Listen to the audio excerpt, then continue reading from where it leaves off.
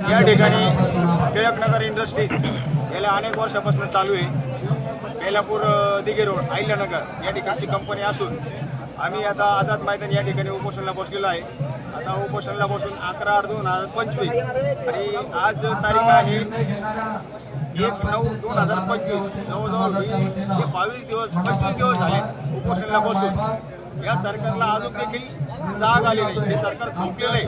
आता इथं जरांगे पाटलाचं आमरण उपोषण चालू आहे आणि त्या भागातील सर्व जनतेने या टिळकनगर इंडस्ट्री शेतकरी यांना पाठिंबा दिलेला आहे। तुम्ही आता त्यांची आंदोलन ऐकू शकता, कारण आता शेतकऱ्याची खंत आणि दखल हे शेतकरी आणि त्यांचा अंतर शेतकऱ्यांचं उत्पन्नाचं साधन शेती असते आणि हे शेतकरी समजू शकतात, हे सरकार समजू शकत नाही। कारण आता हे सरकार असं वाटायला लागले गेंड्याच्या कातडीचं सरकार आहे। कारण काय कुठल्याही प्रकारचं हे शेतकऱ्याला न्याय देत नाही। आता जरांगे पाटील इतक्या दिवसापासून उपोषण आंदोलन करताय, त्यांना देखील न्याय देत नाही।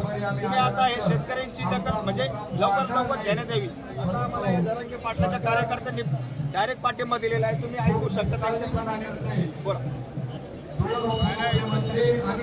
झालेली आहे, सगळं नुकसान झालेलं, शेकडो हेक्टर जमीन तिथे नापीक झालेली आहे।